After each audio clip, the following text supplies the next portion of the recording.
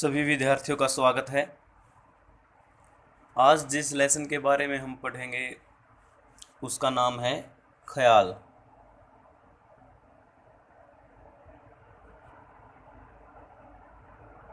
ख्याल ख्याल शब्द एक फारसी भाषा का शब्द है जिसका अर्थ होता है कल्पना। ख्याल का अर्थ होता है कल्पना, अर्थात विचार विमर्श करना या एक सोच इंक्रीज करना, सोच पैदा करना। ख्याल उसे हम कल्पना कहते हैं। यह एक संगीत के इतिहास की प्राचीन गायकी है। गायकी का एक स्टाइल है, एक अपना अलग तरीका होता है इस गायकी को करने का और एक गायकी का ही एक अंग कह सकते हैं। इसमें विशेषताएं क्या होती हैं या इसकी परिभाषा क्या है वो मैं आपको भी बताऊंगा। ख्याल की जो परिभाषा होती है उसमें हम ऐसे लिखते हैं कि गीत का वह प्रकार जिसमें आलाप, तान, खटका, कण आदि विभिन्न अलंकार, जैसे आलाप, तान, कण, खटका, ये सब आपको 12th में पढ़ने को मिलेंगे। इन सब और विभिन्न अलंकार, इन सब गायकी, ये सारी भी गायकी की टेक्निक्स हैं जो हम गाते समय प्रयोग करते हैं। इन सब टेक्निक्स का प्रयोग करके और किसी विशेष राग में उसके नियमों का पालन करते हुए अपने मन के भावों को प्रकट करना ही ख्याल कहलाता है। मैं एक बार फिर से आपको दोहरा देता हूँ। गीत का वह प्रकार जिसमें आलाप, तान, कण, खटका, मुर्की आदि विभिन्न अलंकारों का प्रयोग करके और किसी विशेष राग में उसके नियमों का पालन करके जब भावों को प्रकट किया जाता है गायकी के द्वारा, तो ऐसी गायकी को हम ख्याल गायकी कहते हैं। ख्याल गायकी की विशेषता यही होती है कि इसमें गायक को विशेष महत्व दिया जाता है। जो शब्द होते हैं उनको विशेष महत्व नहीं दिया जाता, गायक को विशेष महत्व दिया जाता है।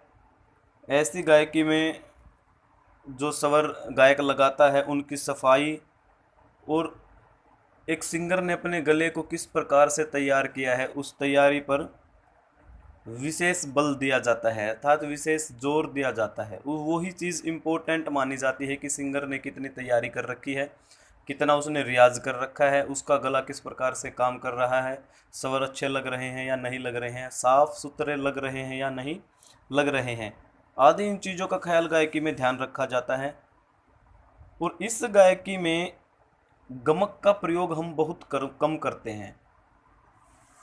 गमक भी एक प्रकार का अलंकार है जो गायकी करते समय लगाया जाता है, लेकिन गमक का प्रयोग ध्रुपद और धमार में ज़्यादा किया जाता है।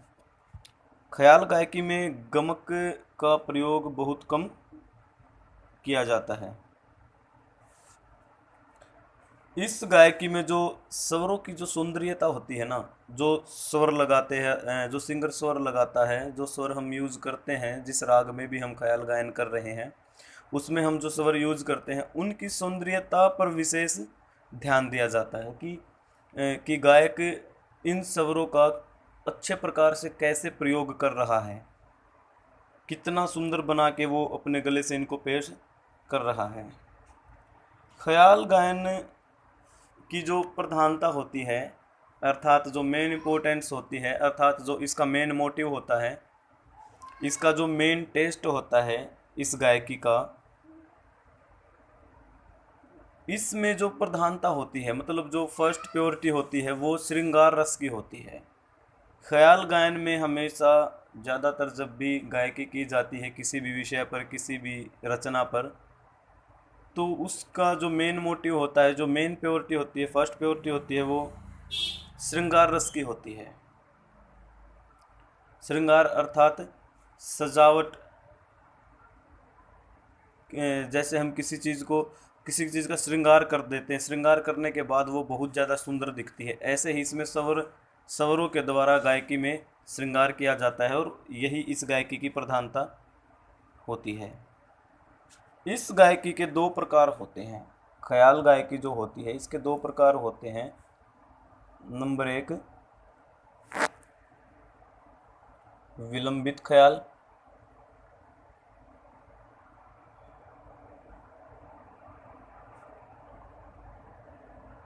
विलंबित ख्याल और नंबर दो, द्रुत ख्याल।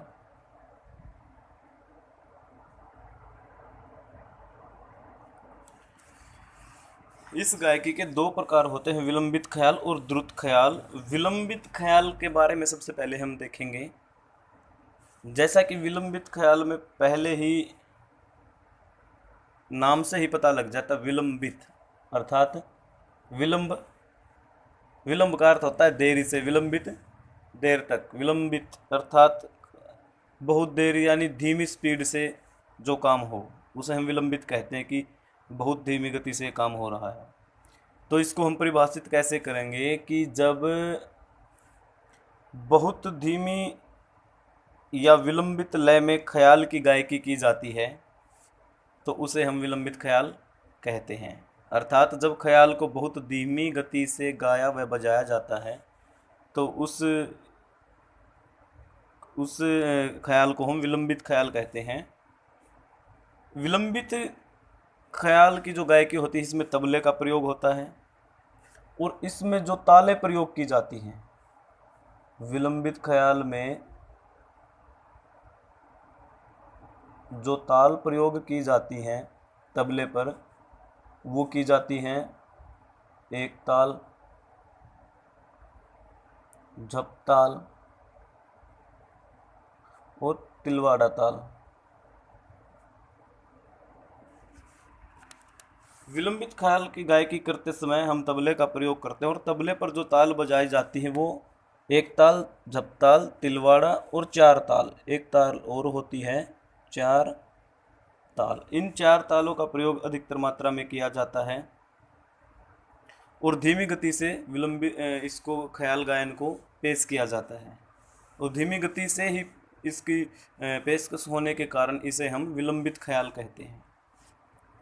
अब हम ख्याल के दूसरे पार्ट पर ध्यान देते हैं, द्रुत ख्याल। द्रुत ख्याल, विलंबित का अर्थ होता है देरी से और द्रुत का ख्याल होता है तेज गति से।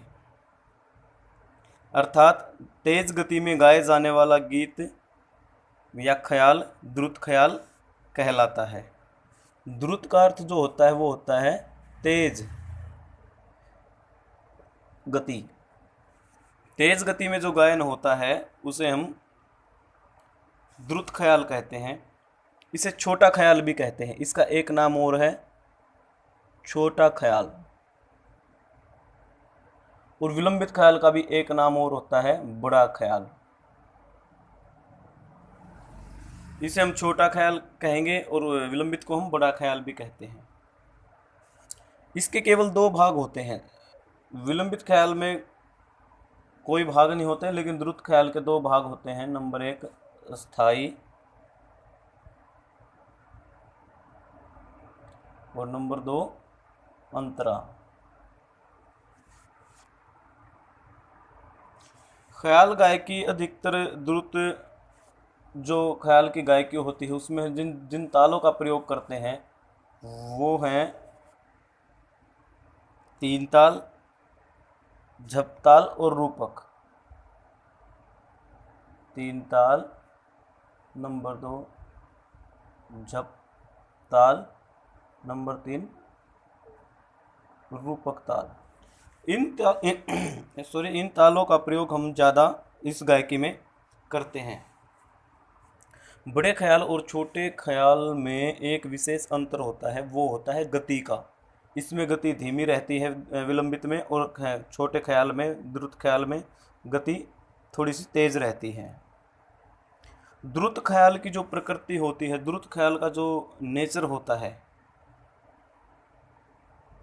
वो थोड़ी सी चपल होती है। चपल का मीनिंग होता है थोड़ी सी चंचल, चुलबुलापन हम जिसे कहते हैं वो चपल होती है।